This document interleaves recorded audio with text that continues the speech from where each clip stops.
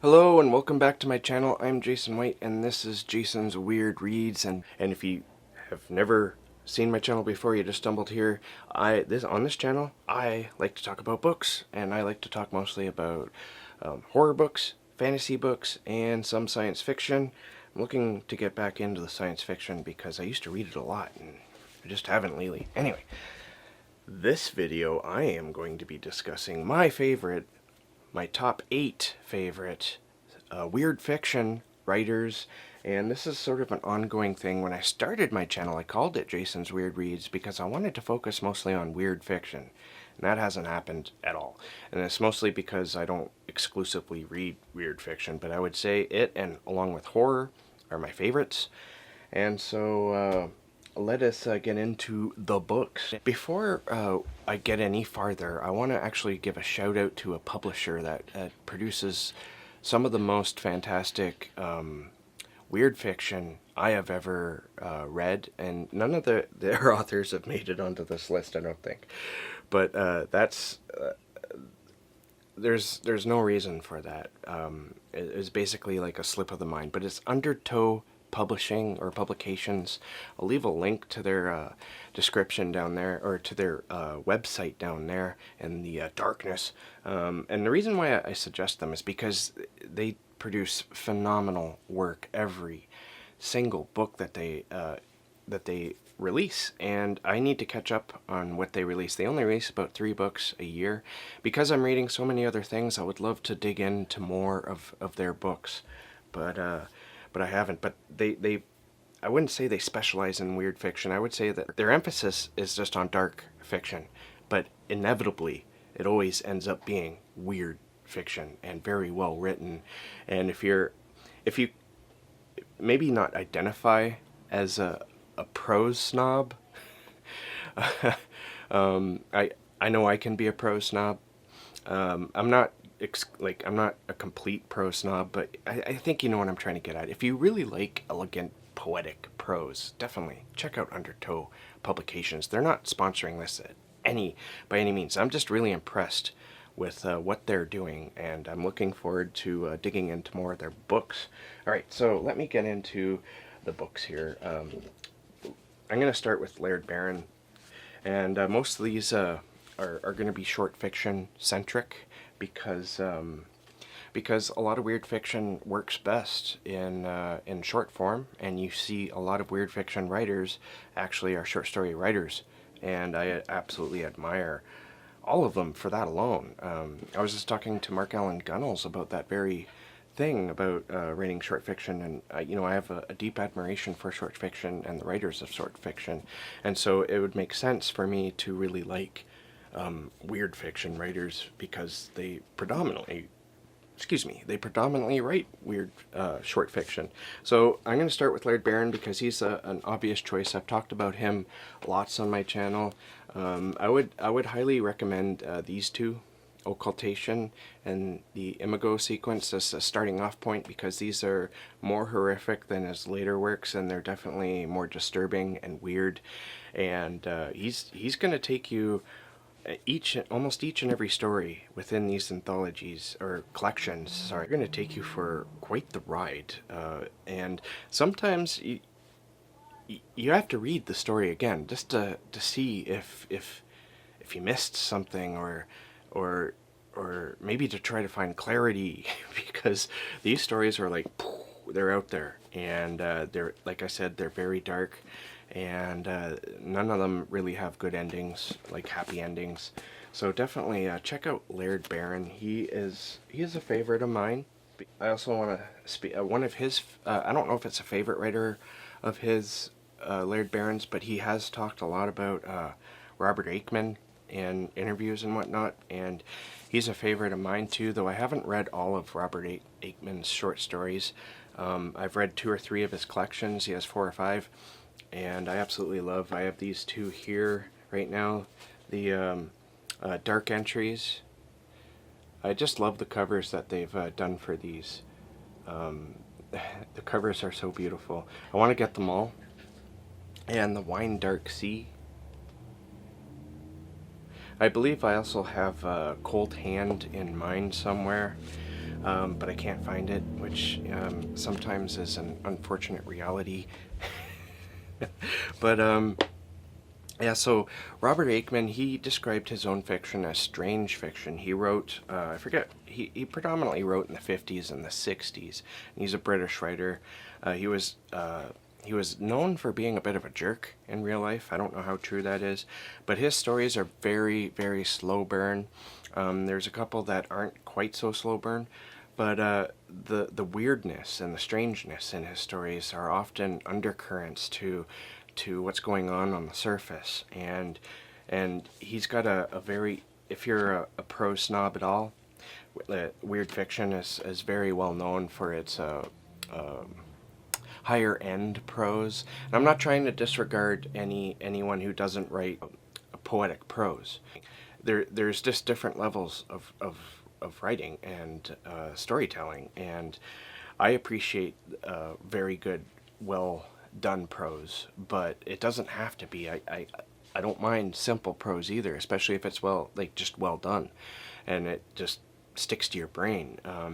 But you know, these stories, they're not as dense as to say Laird Barron's is, but you have to be patient when you're reading Robert Aickman, and when you finished reading him, one of his collections, you feel like you've accomplished something, because he's very much a staple in history, honestly, of weird fiction and dark and horror fiction, but nobody really ever talks about him, and I don't know why that is exactly.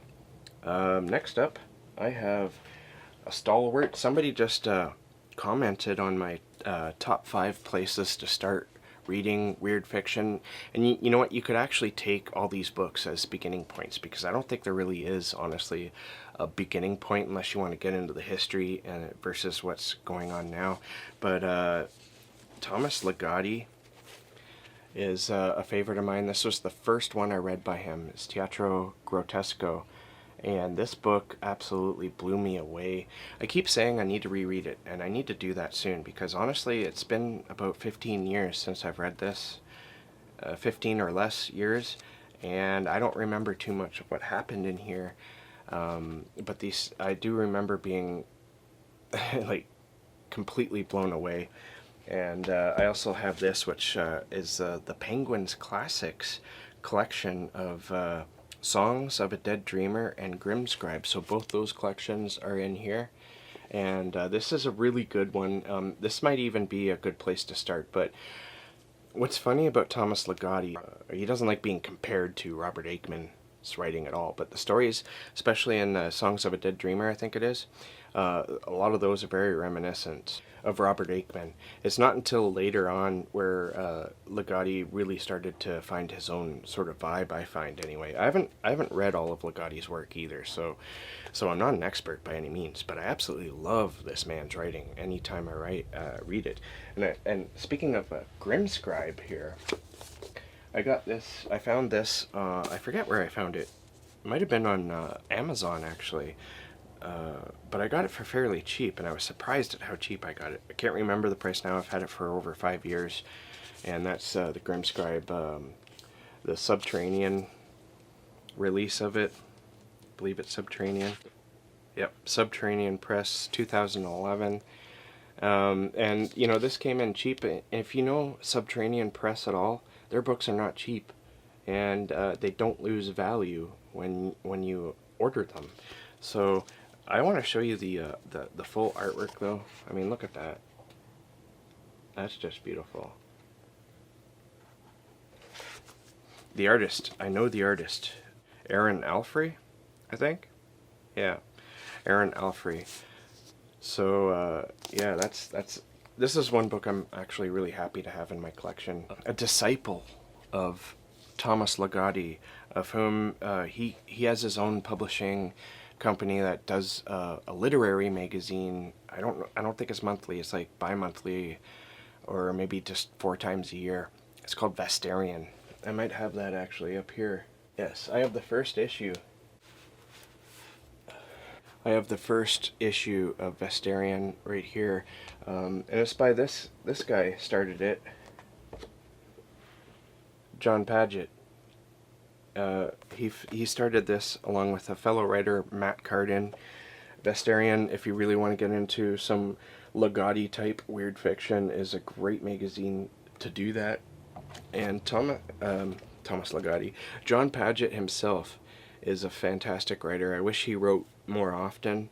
He's very big in the weird fiction world.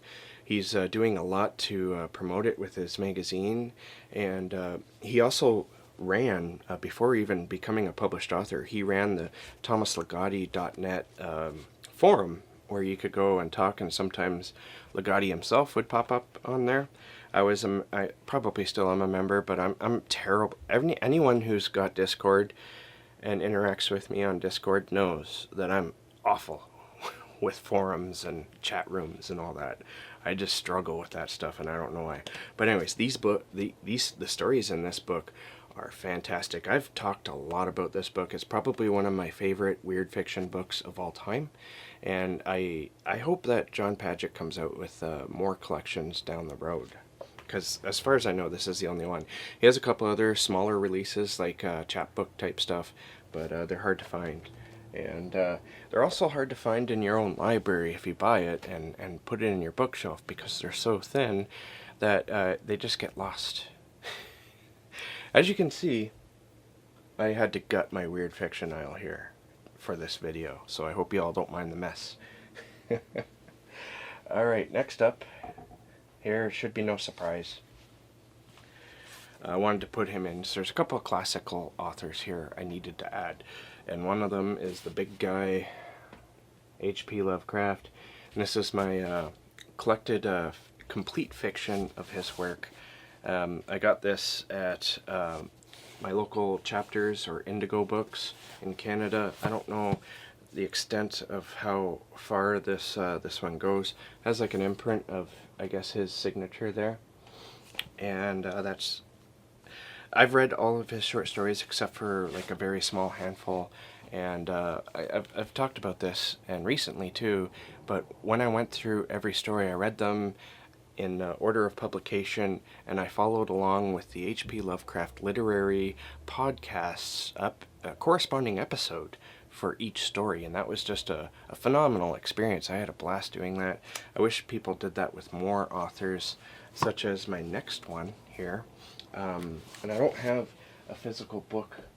I don't have a physical book of his, but I really dig the works of Algernon Blackwood. Algernon Blackwood, he was writing in the early 1900s, and he wrote a lot of ghost stories. I mean, and not all of them were very good, honestly. A lot of them were just like, basically, I saw a ghost, and that's it. But he's known for writing some of the very true classic pieces of weird fiction, such as the Wendigo, and especially the Willows.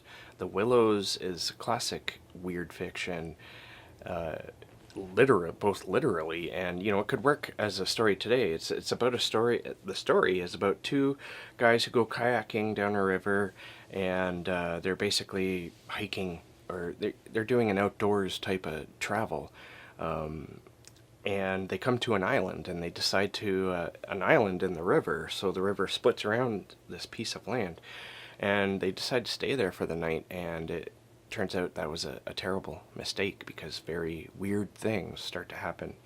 But, you know, for the first, as you will find in a lot of weird fiction, the first part of the story is just people living their regular everyday lives until something unexplainable happens, and usually that unexplainable things remains unexplainable, and whether or not the people survive that or not, that's yet to remain seen. Alright, another one who I've only read one collection from, but it absolutely stunned me, is Philip Fracassi. Now, he wrote Behold the Void. He has a lot of novellas out, and a couple of novels, I believe. One novel of his that I really enjoyed was Shiloh, and it's a Civil War novella, and it's just brutal, and it has a very weird sort of happenings within it. But his collection, Behold the Void, is absolutely stunning, and I know he's coming out with a new collection very shortly, And so I'm very much looking forward to that. One thing about Philip Fracassi, though, is he writes a lot of very intense stories. His stories are like right in your face, and they make you worry about the characters he's writing about intensely. And that can be anxiety. That can be very anxiety inducing. But I highly recommend Philip Fracassi in almost anything he writes. He's fantastic. And he has like a philosophy. He doesn't like to keep things too ambiguous. So I think if you're going to start reading weird fiction, because a lot of people don't like the whole ambiguous happenings, especially at the end of a story, Philip Fracassi likes to give you at least an insight into what's going on. It doesn't have to answer everything, but it'll answer something. And that's like his philosophy on writing weird fiction. I named this person as one of my favorite writers, if not my favorite writer. And I just want to show off some of her books I've collected over the years. And so that's Caitlin or Kiernan. I've been reading her since I think like 2005 or 6, maybe 2007. And I've collected some of her more rarity books over the years. I kind of stopped collecting her work because for a little while there it was getting really expensive and hard to do. But earlier on in her career it was easy to get these books for fairly cheap. And I just want to show off, before I'm going to just describe her work a little bit. So but she writes very dense, her writing can be very poetic, but you're often left with a sense of, I don't know what's going on, I really don't. And as you will find, I'm reading the Malazan Book of the Fallen. I kind of like being left in that position sometimes, especially if it's weird and it's like unexplainable things. And Caitlin R. Kiernan is a master of that. She is completely underrated in the weird fiction genre. She likes being called dark fiction or dark fantasy, I think she prefers, but at least, I'm not calling her a horror writer this time around. She'd probably have my head on a pike for that. But yeah, I got this, To Charles Fort with Love. It's a collection of her short stories. I believe a lot of these are Subterranean Press releases. Yep, this actually might go for a pretty penny now on eBay, but I'm never gonna let it go. I absolutely love the stories in here. I really like the author photo on the back. She's fascinated with dinosaurs. The Dry Salvages. This book is a science fiction book, space-faring science fiction book, and it's another Subterranean release. And there's another interesting author photo. It's from the same photo shoot. She's in the same museum. It's pretty cool. Now, I did like a recommendation video where I recommended this book because it's an awesome vampire book, but it's no longer in print, and you can't find it for cheap anywhere. I was really lucky to get a hold of this. It's another Subterranean press book from 2003, and that's 5 of Cups. I really regret recommending this book to people because there's a lot of people, after I described it, who were interested in reading it, and I went and looked afterwards. I thought it was available as at least an ebook, but it's not. And so that was like an oopsie. But this is a very feral vampire book. These vampires are mean and they're nasty, and you kind of go from their point of view. It's very well done. I absolutely loved this book. It's vicious, it's angry, and it's all Caitlin or Kiernan. I also have oh, and I forgot, I actually got this one signed and numbered. It's number 422 and Caitlin Kiernan. Again, this one's never leaving me until I die. Tales of Pain and Wonder. I've had this for, oh god, I don't know how long now. This is one of her first collections, I believe. I also have Alabaster. It pretty much follows that character. This is all stories on that character. Her first big published book big publisher book by Rock Fiction. I forget who they're with, but they're with one of the big five, I believe, and that's Silk. And she sold this off eBay, I believe, and she signed it. And I don't think she does this anymore, but she drew a little picture, the Martian gargoyle.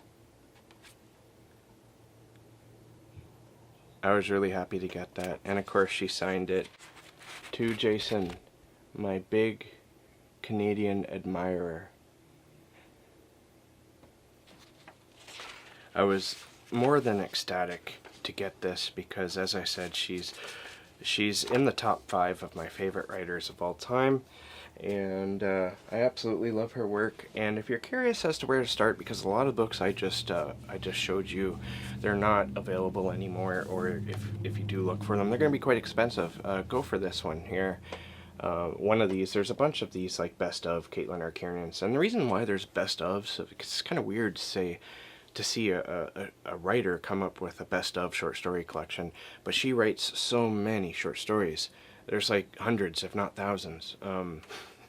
So she has like a couple of volumes of best ofs, and some of them are easy to get, like this one. This is like the current one. It's got a lot of stories in it. So yeah, definitely start with Caitlin R. Kiernan, her very best of, and this is by Tatron Publishing. I've never heard of them, but you can find this book pretty much anywhere. You can find it on Amazon, probably in your local bookshop. And finally, that is it. That is my top 8 favorite weird fiction writers. And so thank you for watching, especially if you made it this far. I kind of rambled on this video, but as you can tell, I kind of enjoy talking about this topic. So if you made it this far, I'm going to maybe start doing this because it sounds like it might be fun. If you made it this far, leave me some stars in the comments, some star emoticons. And thank you for watching. Keep being safe, keep being creative, and I'll catch you guys in the next bookish video.